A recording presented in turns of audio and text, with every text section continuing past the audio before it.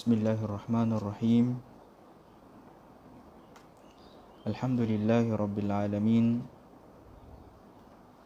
Wa bihi nasta'in ala umuri dunya waddin.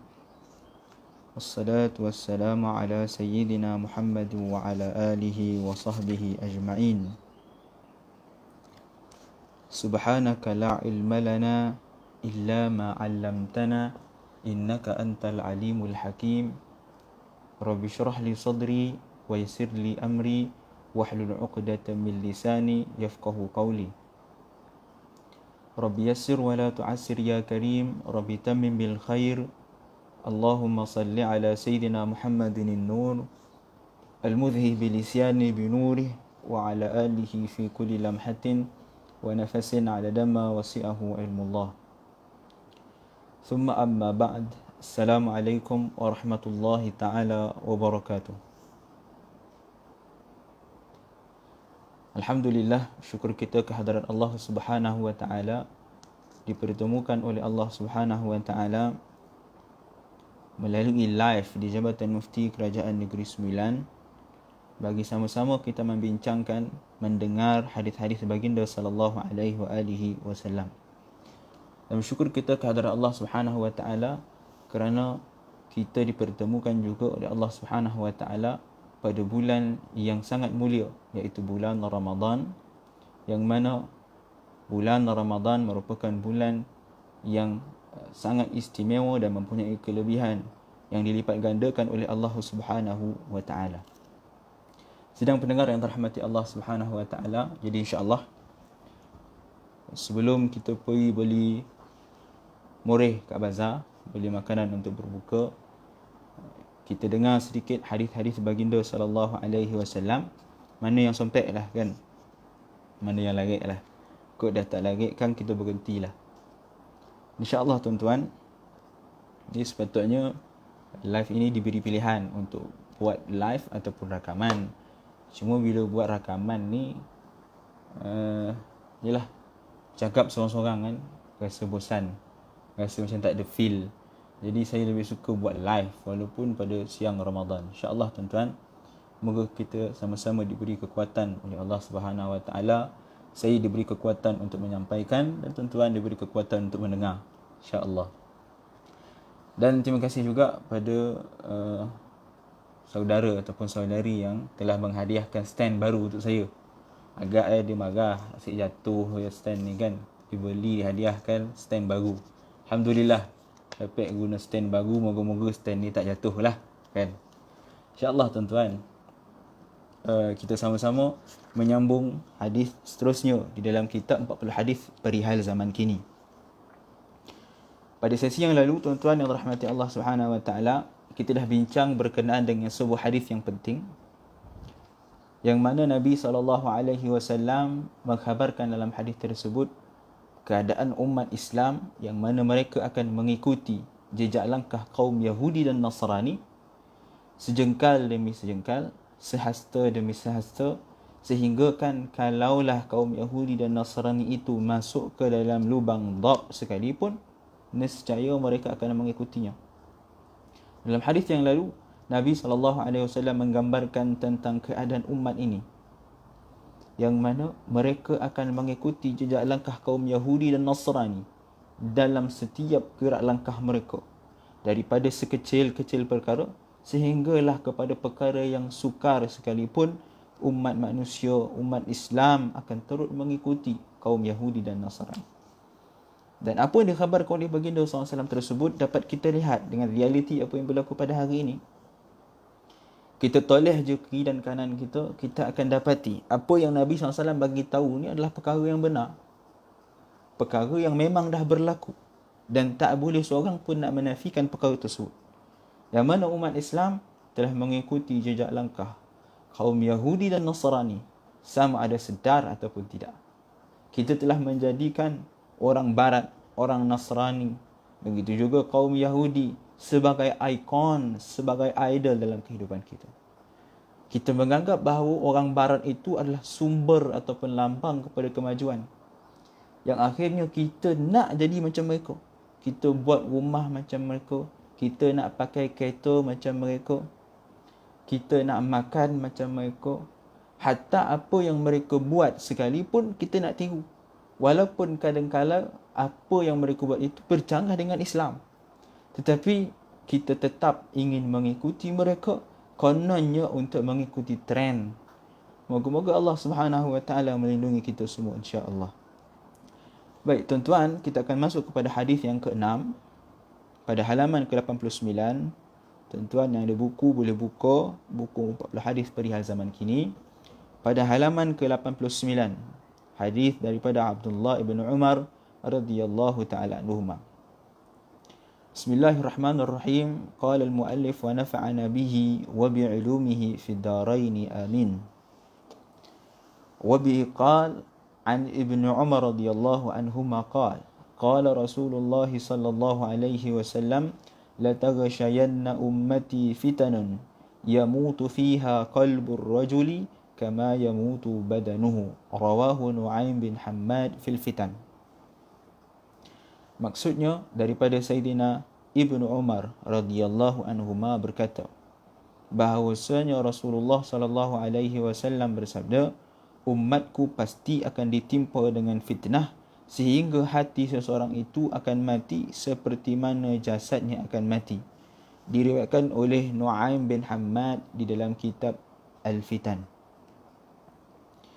Jadi hadis ini adalah hadis daripada Abdullah bin Umar radhiyallahu taala anhuma, yang mana Abdullah bin Umar radhiyallahu taala anhuma ini telah kita bincangkan tentang kepribadian beliau, tentang biografi beliau. Beliau merupakan anak kepada Sayyidina Umar bin Al-Khattab radhiyallahu taala anhu. Oleh itu bila kita sebut Abdullah ibn Umar, kita akan menyatakan radhiyallahu anhuma, redha Allah ke atas mereka berdua, yakni ke atas Sayyidina Umar dan ke atas anaknya, yakni Abdullah bin Umar. Kata Sayyidina Abdullah bin Umar, Nabi SAW pernah bersabda, la taghshayanna ummati fitanun, nescaya umatku akan diliputi, akan ditimpa dengan fitnah-fitnah. Fitanun, Nabi tak sebut fitnatun, tapi Nabi sebut fitanun, yang menunjukkan bahawa umat Nabi Muhammad SAW akan ditimpa dengan fitnah, daripada satu fitnah kepada fitnah yang lain. Yamutu fiha qalbu, yang mana fitnah tersebut, fitnah yang menimpa kepada umat baginda SAW itu akan menyebabkan matinya hati-hati umat baginda SAW seperti mana matinya tubuh badan mereka. Nabi SAW menggambarkan tentang fitnah yang berlaku kepada kita, yang mana fitnah itu akan menyebabkan hati-hati kita menjadi mati seperti mana jasad kita boleh mati. Seperti mana jasad kita akan mati, akan tidak berguna lagi, maka seperti itulah hati itu, kata Nabi SAW. Hati itu juga akan mati. Kenapa hati itu mati? Hati-hati itu mati kerana fitnah yang menimpa kepada umat baginda sallallahu alaihi wasallam. Baik, hadis ini dikatakan oleh Nu'aim bin Hammad dalam kitab Al-Fitan. Kita lihat apakah dikatakan oleh Sayyid Abdul Aziz dalam mensyarahkan hadis ini. Kata Sayyid Abdul Aziz, terdapat pada hadis ini berita tentang apa yang terjadi pada ketika ini.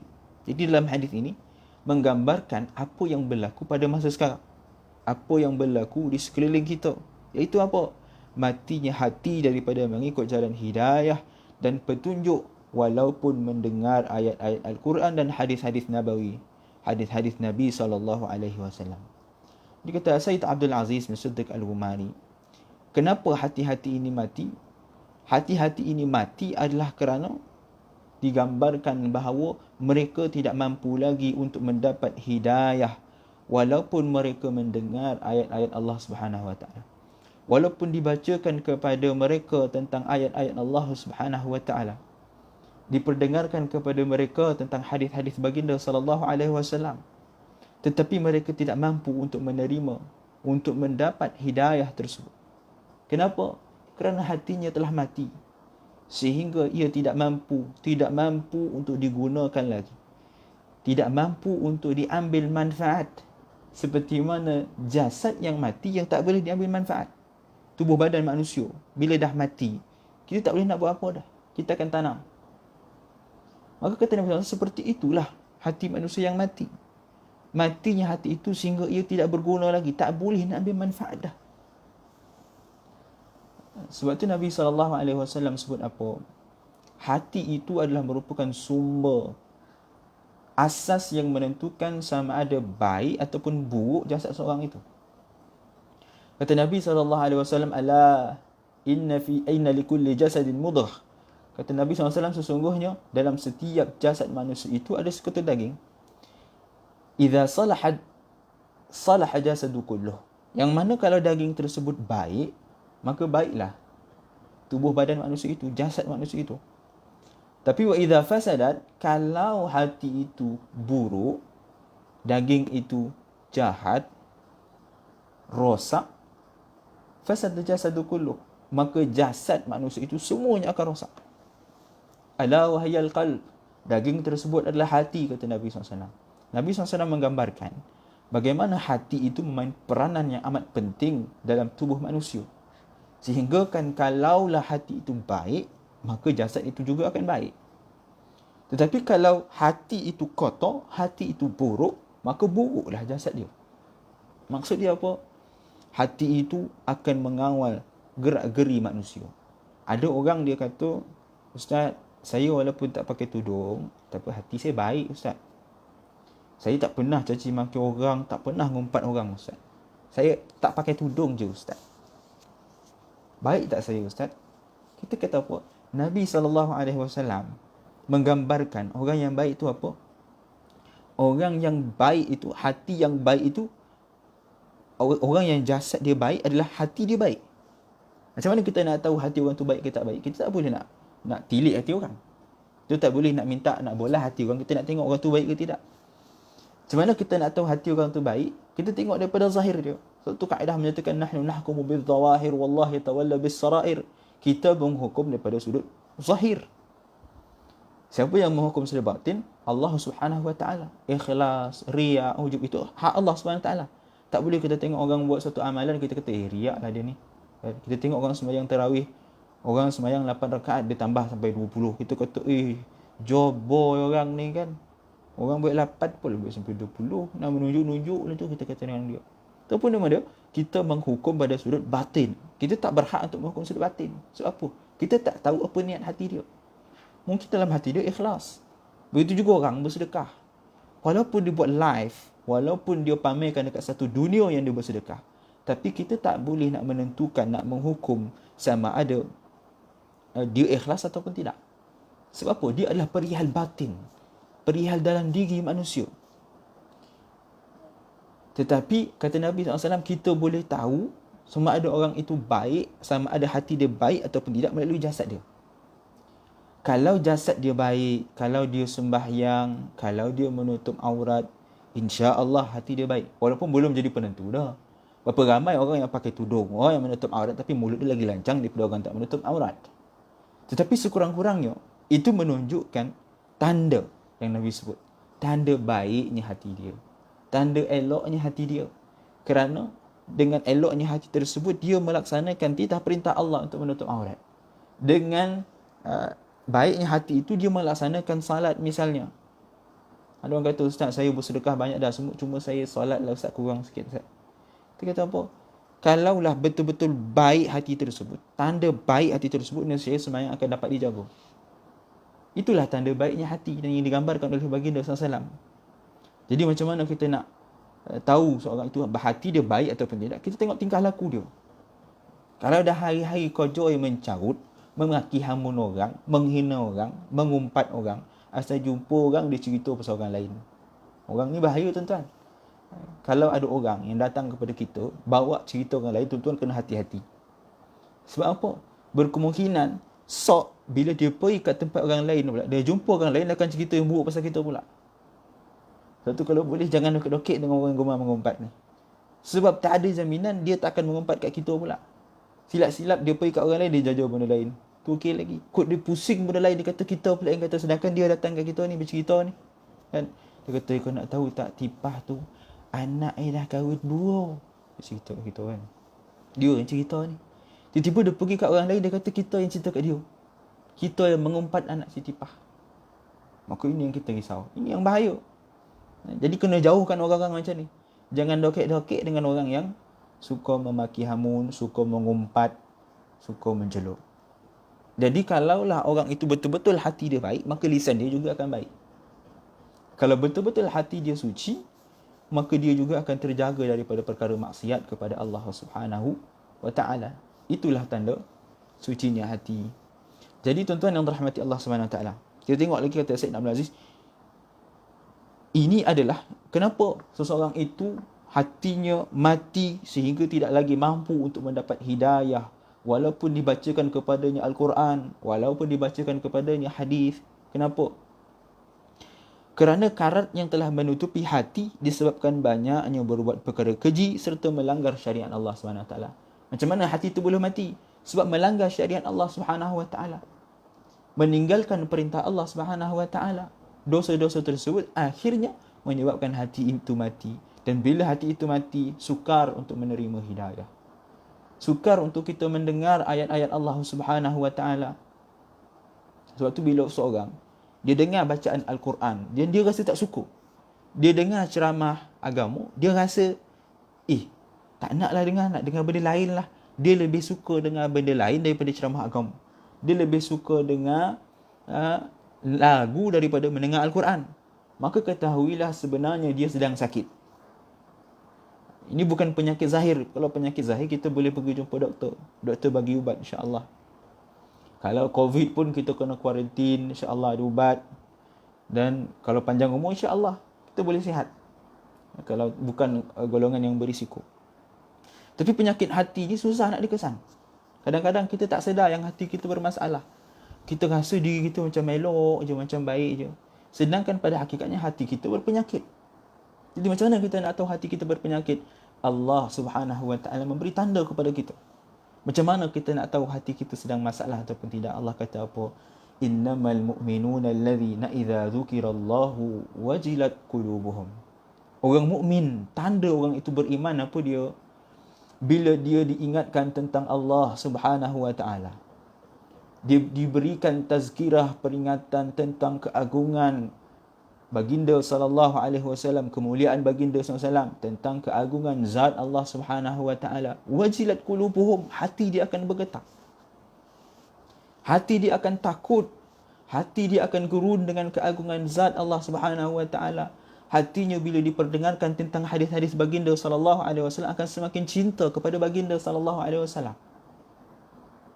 Ini tanda orang mukmin yang diberikan oleh Allah Subhanahu wa taala. Dan kata Allah Subhanahu wa taala lagi, wa idza tuliyat alaihim ayatuhu zadatuhum imana wa ala rabbihim yatawakkalun. Dan kata Allah Subhanahu wa taala lagi, wa idza tuliyat alaihim ayatuna. Yang pertama, apabila disebutkan kepadanya tentang keagungan Allah Subhanahu wa taala, disebutkan kepadanya tentang kemuliaan baginda sallallahu alaihi wasallam, hatinya akan menjadi getar. Dirinya akan menjadi semakin semangat untuk mendengar tentang kemuliaan baginda sallallahu alaihi wasallam, mendengar tentang keagungan zat Allah Subhanahu wa taala. Yang kedua, apabila dibacakan kepadanya ayat-ayat Allah Subhanahu wa taala, zadatuhum imana, imannya akan bertambah bila dia mendengar ayat-ayat Allah Subhanahu wa taala. Dia buka Quran, dia mendengar ayat-ayat Allah Subhanahu wa taala, hatinya semakin bertambah beriman kepada Allah Subhanahu wa taala. Hatinya semakin tambah cinta kepada Allah Subhanahu wa taala. Bukan bila dia dengar dekat TV ada Quran, pup dia tukar channel lain. Sebab apa? Sebab hati dia tidak bergetar bila disebutkan tentang Allah. Sebab iman dia tidak bertambah bila didengarkan kepadanya tentang ayat-ayat Al-Quran Subhanahu wa taala. Dan inilah antara tanda-tanda yang mana hati kita sedang berpenyakit. Yang mana penyakit hati ini perlu diubati. Sekiranya tidak, dia akan menjadi parah. Dan akhirnya hati itu akan menjadi mati. Wal'iyadzubillah. Waktu Nabi SAW bersabda dalam sebuah hadis yang dikatakan oleh Al-Hafidh Al-Munziri dalam kitabnya At-Targhib wa Tarhib, yang mana kata Nabi SAW, innamal mu'mina idza adhnaba dhanban kanat nuqtatun sauda fi qalbihi. Kata Nabi SAW, seseorang mukmin itu apabila dia melakukan suatu perbuatan dosa, dia melihat perkara yang diharamkan oleh Allah Subhanahu wa taala, memakan harta-harta yang diharamkan oleh Allah Subhanahu wa taala, memakan harta anak yatim, memakan harta-harta riba. Kanat nuktatun sauda fi qalbih, kata Nabi SAW, bila dia melakukan perkara-perkara haram tersebut, maka akan dititikkan pada hatinya satu titik hitam. Satu dosa, satu titik hitam. Amoy lalu dia menjeling, pandang, melihat perkara yang diharamkan, dititikkan kepadanya titik hitam. Pergi beli nambu, kat kedai nambu, dititikkan pada hatinya satu titik hitam. Memakan daripada harta-harta yang haram, dititikkan kepadanya titik hitam. Mengucapkan perkataan-perkataan yang nista, mengumpat, menghina, mencela, dititikkan padanya titik yang hitam. Fa in taba wa naza'a wastaghfara suqila minha. Kalaulah dia bertaubat, amoy lalu dia jeling, tengok amoy tu kan. Amoy, kalau kita kata amoy, tak adalah dia pakai tudung dah kan. Sah-sah lah dia pakai, tak menutup aurat. Dia pun pandang, tak kalip-kalip. Ustaz kata pandang kali pertama itu rezeki. Memang tak kalip dia jago. Dia nak pandang, nak tengok juga, jangan bagi kalip. Kalau kalip tak boleh pandang lagi dah, kata dia. Lalu bila dia pandang maksiat tersebut, dititikkan pada hatinya satu titik hitam. Tapi kalau dia bertaubat, kata, astagfirullahalazim, apa aku buat ni? Apa yang aku pandang ni? Ini kan nak diharamkan oleh Allah SWT. Dia pun alihkan pandangan dia, astagfirullahalazim. Nak makan daripada harta yang haram. Bila nak masuk je, teringat, ini bukan hak aku ni. Ini hak orang lain ni.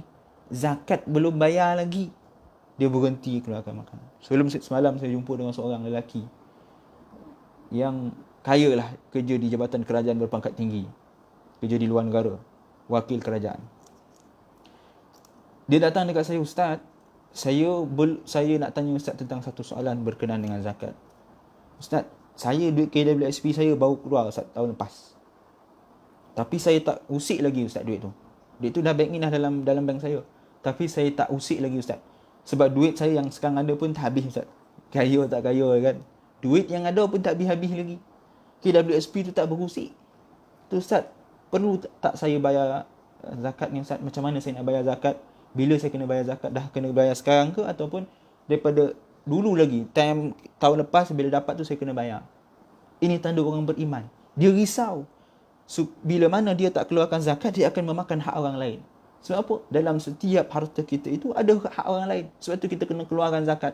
Bila kita tak keluarkan zakat, maka kita telah memakan hak orang lain yang bukan hak kita. Itu kita kena faham.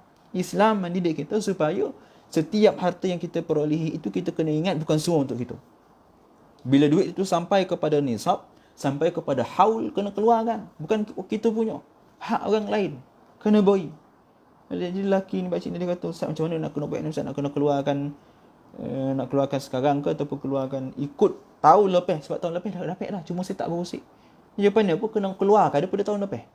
Dapat jadi KWSP tu, yang pertama sekali seperti mana diputuskan oleh Muzakarah Fatwa Kebangsaan, kena keluarkan zakat.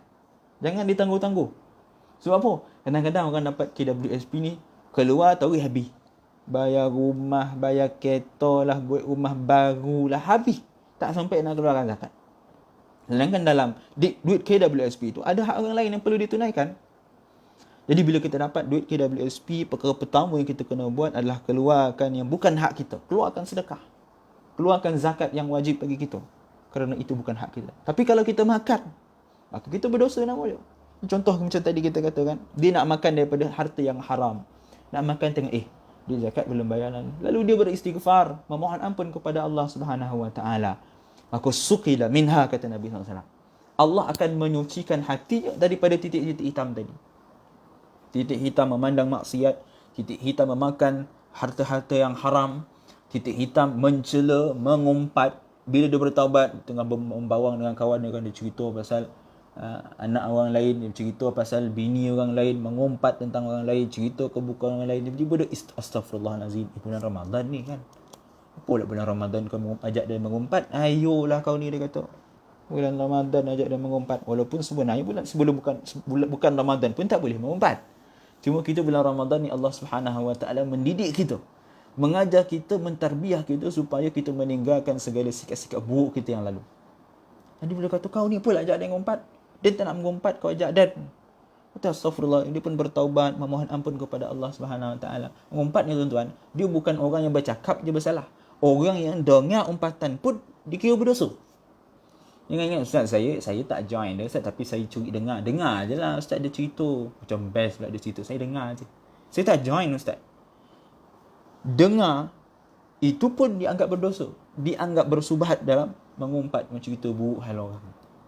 Betul Allah gambarkan orang yang mengumpat ni, hadukum ayakula lahma akhihi mayitan. Allah menggambarkan orang yang mengumpat itu seperti orang yang memakan daging orang kawan dia sendiri, daging saudara dia sendiri. Pada zahir dia puasa. Dia tak makan daging ayam, daging lembu, dia tak makan. Nasi tak makan, air tak makan, dia puasa. Tetapi pada hakikatnya dia dah makan daging manusia yang lebih haram lagi, yang jauh lebih jijik lagi dia makan. Dengan cara apa? Dengan dia mengumpat kawan tu tadi. Maka sia-sia puasa dia. Lepas tu kata Nabi SAW, man lam yada' qawla zur wal amal bihi laysa lillahi hajatun an yada'a ta'amahu wa syarabah. Orang yang tidak meninggalkan perkataan-perkataan keji, ni mengumpat, menghina, sedangkan dia berpuasa, falaysa lillahi hajatun an yada'a ta'amahu wa syarabahu. Maka puasa dia tu tak ada nilai di sisi Allah Subhanahu Wa Taala. Allah tak perlukan kepada puasa dia. Allah tak pandang pun kepada puasa dia.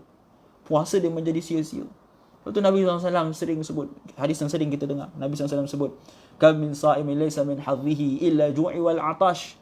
Berapa ramai orang yang berpuasa, tetapi apa yang dia dapat daripada puasa dia hanyalah dapal dan dahaga. Sebab apa?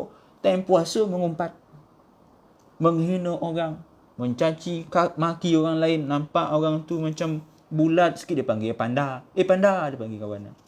Nampak kawan tu besar sikit tinggi, dia panggil badak. Badak, sini jap badak. Kan? Dia panggil, nampak kawan tu kepala besar sikit, dia panggil felawuhan. Misal, menghina orang, menyakitkan hati orang. Sedangkan dia berpuasa ni. Jadi kata Nabi SAW, puasanya adalah sia-sia. Yang dia dapat hanya apa? Lapar dan dahaga. Sebab dia tak puasa pada hakikatnya. Dia mengumpat, memakan daging anak Adam yang lain. Sidang pendengar yang dirahmati Allah Subhanahu Wa Taala. Jadi apabila seseorang itu, dia mengumpat, cerita buruk orang lain, kemudian kata astagfirullahalazim, astagfirullahalazim. Apa kau buat ni? Jangan mengumpat. Tak eloklah, berdosa bulan Ramadan ni, dia kata. Maka dia beristighfar, memohon ampun kepada Allah Subhanahu Wa Taala. Ada orang tanya, ustaz, habis tu macam mana saya nak buat, ustaz? Kang, kalau saya tak join, orang kata sombong. Dia ajak berburak. Burak ni biasa tu mesti nak membawang. Lagi kalau perempuan kan, tak sah kalau dia tak berburak. Kalau berburak tu mesti cerita pasal hal orang. Itu masalah tu kan. Jadi ustaz, macam mana saya nak buat, ustaz? Orang ajak berburak, kau tak berburak kan, orang kau bahas sombong. Tapi kalau join berburak, baru empat orang lain pula, ustaz. Macam mana nak buat?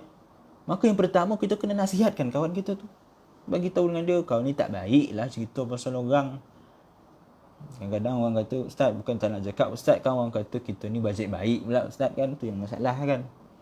Kau ni tak payah cacah baik lah Tapi itulah yang kita kena buat. Kita kena tegur kalau kita tak nak bersubhat. Ataupun cara yang kedua apa?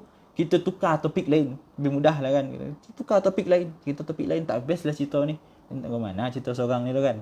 Ataupun kita tinggalkan majlis tersebut. Maka itu kaedah yang diajarkan oleh para ulama. Itu kita menjauhkan diri kita daripada mengumpat cerita buruk orang lain.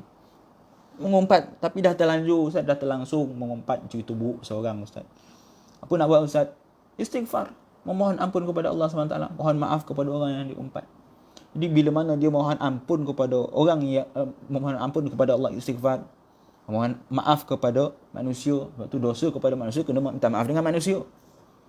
Itu berat dosa manusia. Dosa dengan Allah SWT itu berkemungkinan Allah ampunkan. Innallaha ghafurur rahim. Allah itu maha pengampun. Kita istighfar, Allah ampunkan. Tapi dosa dengan manusia tuan-tuan, belum tentu manusia akan ampunkan. Jadi kena berhati-hati. Kita menghina orang, mencaci orang, cerita buruk orang, mengumpat, mengadu domba. Maka ini semua dosa antara manusia. Makan harta orang lain. Itu kena minta maaf dengan manusia itu sendiri. Kena istighfar, bertaubat dan memohon maaf kepada manusia. Dan manusia belum tentu diampunkan. Allah Subhanahu Wa Taala, ya, setiap kali kita bertaubat, Allah kata Allah akan ampunkan. Tetapi manusia belum tentu. Sebab itu janganlah kita kalau boleh jauhkanlah daripada membuat dosa sesama manusia. Sebab akibat dia sangat besar dan kesan dia dalam masyarakat kita. Okey. Jadi tuan-tuan rahmati Allah SWT, bila dia bertaubat, istighfar, suqila minha, Allah akan membersihkan titik hitam yang ada dalam hati dia. Tadi kan dia buat dosa, mengumpat, cerita, menghina orang, titik dalam hati dia. Tapi bila dia istighfar, astaghfirullahalazim, apa yang aku buat ni tak baik, dia cerita buruk seorang. Dia pun mohon maaf kepada orang yang mengumpat. Sorry lah, gitu dia cerita buruk pasal kau. Kenapa dia gorap dengan kau ni? Contoh Ataupun dia kata dia menghina orang, dia kutuk orang. Dia kata astaghfirullahalazim, dia minta maaf lah ya. Saya bukan apa terlapeh. Saya ni mulut memang tak ada insurans, dia kata. Memang kalau cakap memang habis semua dan sombong. Memang tak boleh nak kawal. Dia kata saya minta maaf lah ya, dia minta maaf. Taubat, janji tak ulang lagi. Maka Allah akan bersihkan hati dia. Tapi kata Nabi SAW, wa in zadat hatta yughallafa biha qalbu. Tapi kalau dia tak bertaubat, buat dosa, mengumpat, tahu buat dosa, seronok pula tu. Yang lagi dahsyat tu setiap bangga lagi kan. Zaman sekarang ni tuan-tuan, mengumpat tu lagi dahsyat. Sebab apa?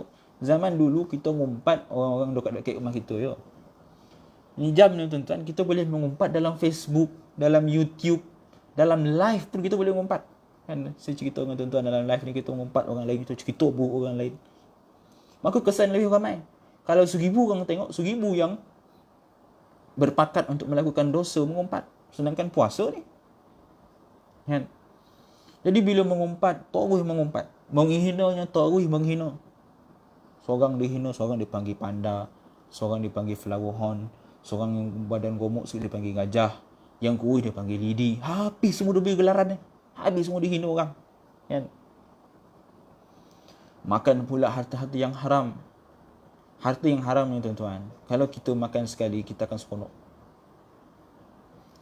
Itu kesannya. Dia sama macam judi. Sekali kita usik, nak berhenti itu bukan mudah. Sebab apa? Dia jadi seronok. Bila kita ambil harta yang haram, kita makan rasuah. Kat jabatan ke, dekat syarikat swasta ke, mana-mana lah. Kan? Mana-mana ada rasuah. Kita ambil sekali tuan-tuan, kita akan jadi seronok. Sebab apa? Dapat duit mudah. Siapa nak bagi duit free-free ni? Jadi kita akan jadi seronok. Akhirnya kita lalai, leka, kita hanyut dengan noda dan dosa. Susah nak bertaubat. Dia kata Nabi SAW, bila seseorang itu dia terus berbuat dosa kepada Allah SWT, maka titik hitam yang berlaku tadi akan terus bertambah hatta yughallafa biha qalbuh, sehinggalah titik-titik hitam itu akan meliputi, akan menutupi hati seseorang itu, sehingga hatinya menjadi hitam. Fadzalika ar-ranu alladhi dzakara Allah fi kitabihi kalla bal rana ala qulubihim ma kanu yaksibun. Dia kata Nabi SAW, maka itulah ar-ran yang dinyatakan oleh Allah Subhanahu wa taala di dalam kitabnya, yakni dalam Al-Quran, melalui firman-Nya, kalla bal rana ala qulubihim ma kanu yaksibun. Kata Allah Subhanahu wa taala, tidak, bukan seperti itu. Sebelum ayat tersebut dalam surah Al-Mutaffifin, Allah kata apa? Wa idza tutla alaihim ayatuna qalu qad sami'na walau nasha' laqulna mithla hadha inna hadha wa idza tutla alaihim ayatuna qala innahu asatirul awwalin. Bila dibacakan kepadanya tentang ayat-ayat Allah Subhanahu wa taala, lalu dia kata apa? Innahu asatirul awwalin. Ini semua cerita dongeng ni, dia kata. Bila dibacakan tentang firman-firman Allah SWT, dia tak boleh nak dengar, tak boleh nak terima ayat tersebut. Bahkan dia menyanggah ayat-ayat Allah SWT. Perkara ini berlaku tuan-tuan. Kalau tuan-tuan pernah dengar tentang satu rakaman audio, seorang lelaki pengikut kepada K.H. Ahmad, seorang lelaki yang mendakwa dirinya sebagai Rasul Melayu. Tuan-tuan pernah dengar tentang K.H. Ahmad. Dia dah bertaubat dah dipaksa untuk bertaubat, kan?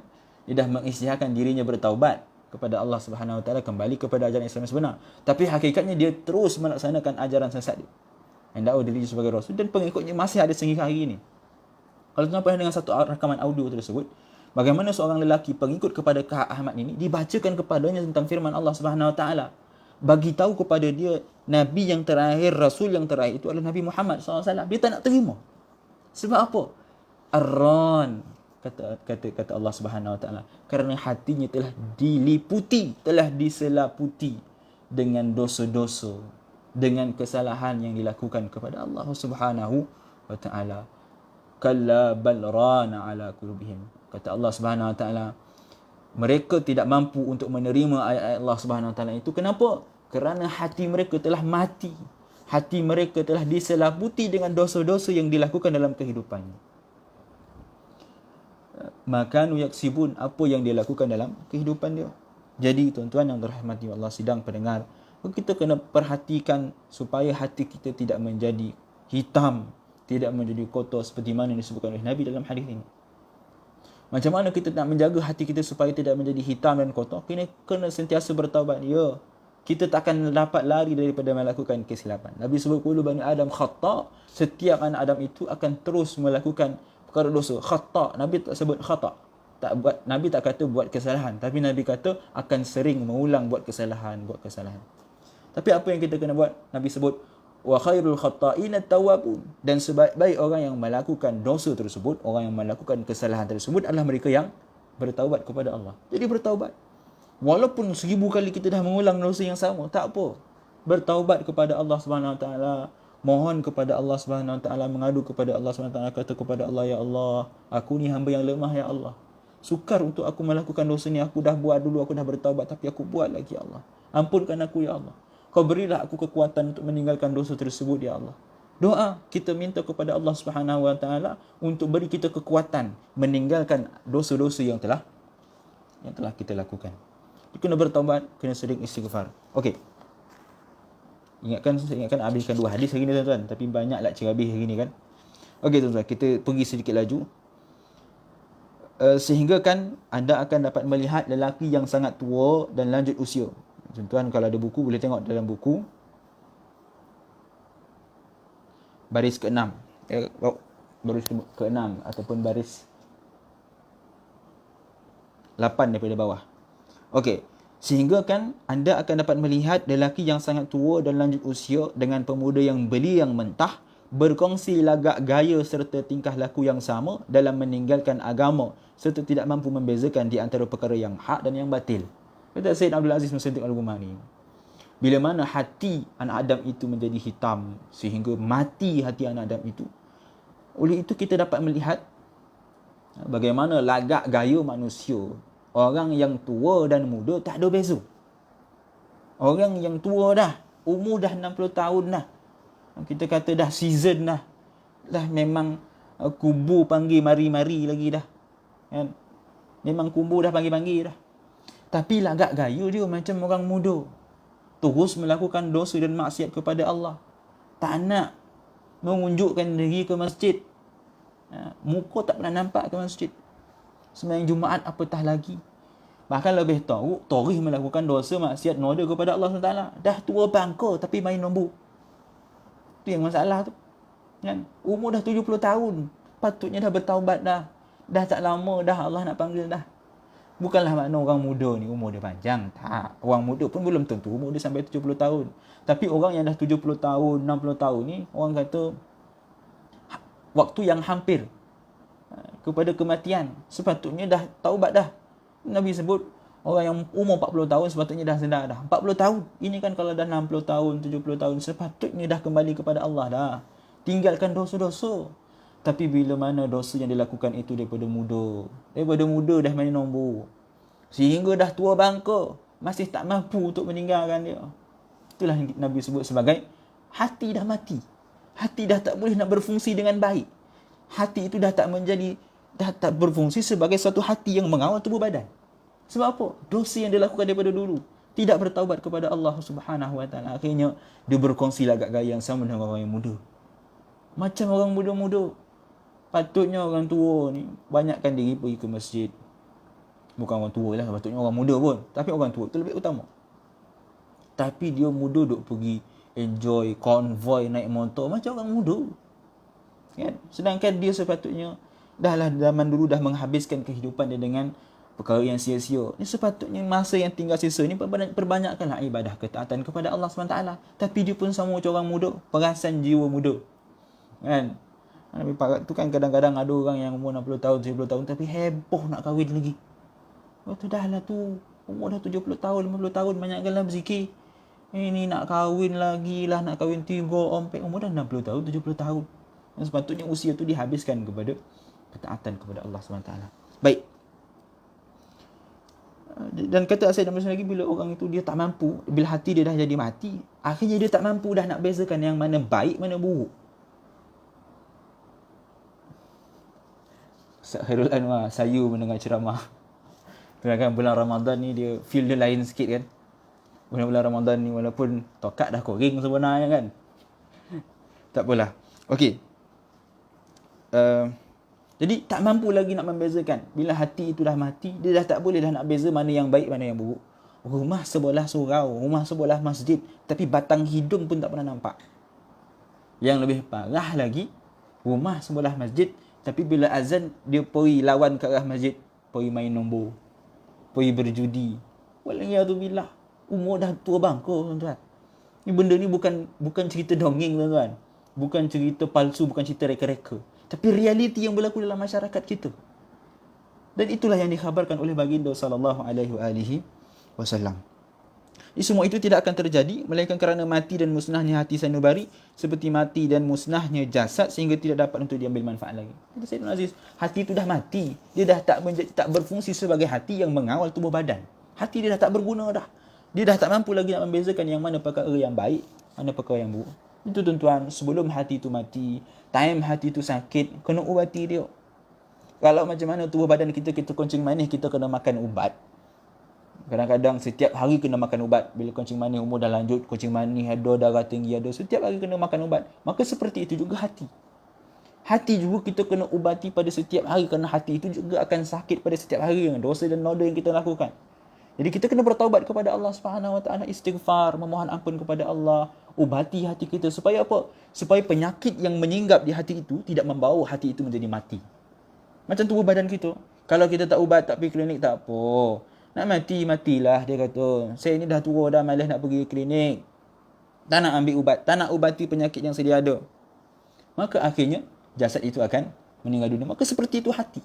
Bila hati itu tak diubati, tak dirawati dengan rawatan yang sepatutnya, iaitu dengan istighfar, taubat, maka hati itu akan mati. Bila hati dah mati, dah tak ada fungsi lagi lah dalam kehidupan kita. Itu kadang-kadang kita pelik tengok, dia ni usia dah lanjut dah, tapi sibuk berjudi lagi. Muka dia tak, setiap hari nampak kat Toto kan.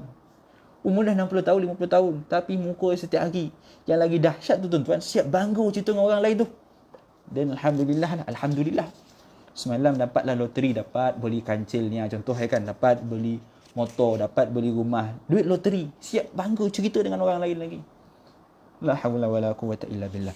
Okey tuan-tuan, diriwayatkan oleh Ibn Abi Shaybah daripada Sayyidina Hudzaifah radhiyallahu taala anhu, beliau berkata, tadi tu bukan ngumpat tuan-tuan ya, ustaz kata ustaz ni ngajak ngumpat pula dalam live ni kan. Yang penting handphone tak tercampak. Alhamdulillah, terima kasih banyaklah kepada yang bagi hadiah baru kan, bagi stand baru ni tak tercampak dah, alhamdulillah. Harap melah kan, insya-Allah. Okey. Jadi diriwayatkan oleh Ibn Abi Shaybah daripada Sayyidina Hudzaifah radhiyallahu taala anhu, beliau berkata, wallahi la yarkabanna al-batilu 'ala al-haqqi hatta la tarawna min al-haqqi illa syai'an khafiyya. Demi Allah, kata Nabi SAW, sesungguhnya perkara batil itu akan menutupi perkara yang hak sehingga kalian tidak lagi mampu melihat kebenaran melainkan seperti sesuatu yang sangat tersembunyi. Kata Nabi SAW, perkara yang hak akan meliputi perkara batil, akan meliputi perkara hak, sehingga kita dah tak nampak dah perkara yang hak, kita hanya nampak perkara yang batil. Sama seperti kita makan nasi lah kan. Kita makan nasi, mula nasi tu putih je. Kita ambil, letak gulai kan. Bulan puasa-puasa ni sedap, teringat gulai ayam lah kan, kari daging lah kan. Kita letak gulai ayam misalnya, kita letak sampai habis, tutup dah tak nampak nasi putih dah. Letak pula ayam, letak pula sayur, macam-macam kita letak penuh pinggan tu sehingga dah tak nampak dah nasi tu. Jadi diumpamakan nasi itu adalah perkara yang hak, perkara yang suci, tapi sebabkan dia dah ditutup dengan perkara-perkara lain, ditutup dengan kuah gulai, dengan ayam, dengan ikan, dengan ikan masin, macam-macam lah, sehingga tertutup, dah tak nampak lagi mana nasi putih itu. Maka seperti itulah Nabi kata, perkara akhir zaman, perkara yang batil itu akan menutupi perkara yang hak, sehingga manusia dah tak boleh nak cari perkara yang hak, dah tak nampak dah perkara yang hak. Seolah-olah perkara kebenaran itu, perkara hak itu perkara yang sangat tersembunyi. Tuan-tuan tengok je lah politik kita hari ni kan. Saya tak nak cerita lebih-lebih politik yang kena gam. Tapi tuan-tuan tengok je politik. Saya bukan orang politik. Tapi kita dapat melihat dengan mata kepala kita bagaimana keadaan politik yang sehingga akhirnya kita tak tahu dah mana satu yang betul, mana satu yang salah. Kan? Kita tak tahu dah mana yang hak, mana yang batil. Sebab apa? Nabi dah bagi tahu perkara yang hak itu akan ditutupi dengan perkara yang batil, sehingga perkara hak itu menjadi satu perkara yang sangat tersembunyi, yang tak boleh kita nampak. Okey. Masuk bulan habis ni kan. Tokak pun dah koring kan. Kita habiskan sikit tuan-tuan untuk hadis ini. Jadi inilah hal keadaan yang sangat serupa dengan manusia pada hari ini. Di samping itu perkataan matinya hati dalam hadis ini juga boleh difahami sebagai mati yang hakiki. Itulah apa yang berlaku pada hari ini, iaitu mencabut hati pesakit dari tubuh pemiliknya dan kemudian ditukar dengan hati orang lain seperti diketahui umum. Ini melalui pembedahan. Kata Said Abdul Aziz, makna hadis ini pemahaman ulama hadis. Dia tak memahami daripada satu sudut, tapi dia boleh juga difahami daripada sudut yang lain. Maksud yang Nabi kata matinya hati ni apa? Bukan daripada sudut mati yang maknawi yang kita sebut tadi, tapi boleh juga difahami dengan mati yang hakiki. Apa maksud mati yang hakiki? Hati itu dah tak boleh berfungsi. Macam mana kita tahu hari ini ada penyakit hati, yang hati itu bermasalah, sehingga akhirnya hati itu perlu dikeluarkan, diganti dengan hati orang lain. Nak menunjukkan mukjizat baginda SAW, Nabi dah tahu dah yang mana suatu ketika nanti hati itu akan sakit, dia boleh mati. Seperti mana tubuh boleh mati, hati juga boleh mati. Dan kemudian hati itu pula boleh ditukarkan dan diganti dengan hati yang lain, hati penderma yang lain. Maka ini menunjukkan mukjizat baginda SAW yang mengetahui perkara-perkara gaib, perkara-perkara yang akan berlaku. Perkara tersebut adalah mungkin disebabkan hati yang telah mati dan tidak dapat berfungsi lagi, seperti matinya tubuh badan. Maka umpama yang sama, macam mana tubuh badan itu mati, hati itu juga mati. Dan dalam teknologi baru, kita boleh gantikan hati manusia itu dengan hati yang baru. Dan ada kajian tuan-tuan, bagaimana seorang lelaki yang hati dia rosak, lalu dibuat pembedahan dan digantikan dengan penderma hati yang lain. Yang ajaib itu tuan-tuan, bila digantikan dengan hati orang lain tersebut, orang yang mendapat derma, orang yang mendapat derma hati tadi, sikap dia berubah 360 darjah. Sikap dia berubah seperti orang yang mendermakan tadi. Itu yang dahsyatnya perihal hati ini.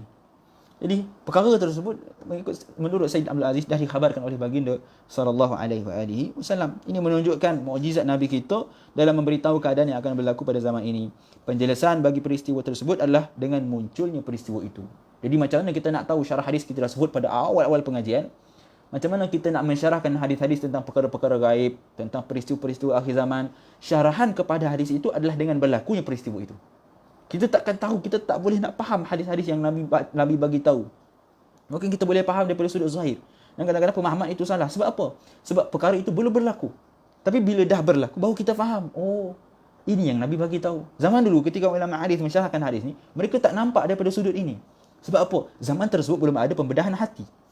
Tapi bila pembedahan hati itu dah berlangsung, dah berlaku, kajian dibuat sehingga berlakunya perpindahan hati, maka baru orang tahu, oh hati itu boleh mati, boleh tukar pula hati orang lain. Maka itulah syarahan bagi hadis itu, iaitu dengan berlakunya peristiwa tersebut. Dia berkata Imam Abdullah Ibn Abi Jamrah dalam kitab Bahjatun Nufus, syarah kepada Mukhtasar Sahih Al-Bukhari. Dan mungkin juga matinya hati itu adalah mati yang hakiki, wallahu alam. Ini disebutkan oleh Ibn Abi Jamrah di dalam Bahjatun Nufus. Jadi makna Al-Qudrah. Al-Qudrah di sini apa? Al-Qudrah ni tuan-tuan kalau ada buku boleh tulis catatan kekuatan. Saya tak terjemahkan Al-Qudrah itu. Al-Qudrah itu adalah kekuatan. Makna kekuatan boleh terjadi secara hissi atau terjadi secara maknawi. Boleh jadi kekuatan hati, fungsi hati itu secara hakiki. Fungsi hati itu secara hakiki apa? Secara hakiki dia fungsi dalam tubuh badan kita. Dan boleh juga sebagai fungsi yang maknawi. Fungsi maknawi apa? Seperti yang kita sebut pada awal tadi. Yang menjadi mengawal gerak tubuh badan kita sama ada baik ataupun buruk tubuh badan kita. Jadi dua-dua boleh difahami. Jika dia tidak lagi mampu untuk mengambil manfaat dari hatinya berdasarkan fungsi yang diingini, di samping syahwat yang menguasai dirinya sehingga tidak mampu melihat melainkan syahwat, maka itulah mati. Bila seseorang, dia dah tak mampu untuk mengawal diri dia, dirinya telah dikuasai dengan hawa nafsu, dengan syahwat, sehingga dia tidak mampu lagi mengawal diri dia, maka itulah tanda hatinya telah mati. Hati dia dah rosak, dah tak boleh untuk mengawal diri dia kerana syahwat telah mengawal diri dia. Bila hati dah tak berfungsi, maka syahwat, hawa nafsu akan mengawal diri.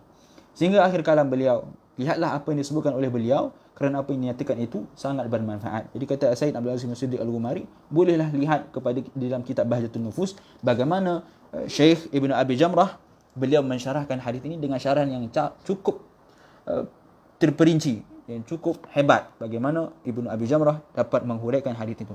Ibnu Abi Jamrah ni tuan-tuan seorang ulama yang sangat hebat. Kalau tuan-tuan buka Mukhtasar Ibnu Abi Jamrah, kita akan dapat melihat bagaimana kehebatan Ibnu Abi Jamrah di dalam menjelaskan hadis-hadis al-Imam yang diriwayatkan oleh Imam Al-Bukhari di dalam sahihnya. Wallahu alam tuan-tuan, saya mohon maaf jika ada terlanjur kata, tersalah bicara. Insya-Allah inilah yang kita sempat bincangkan.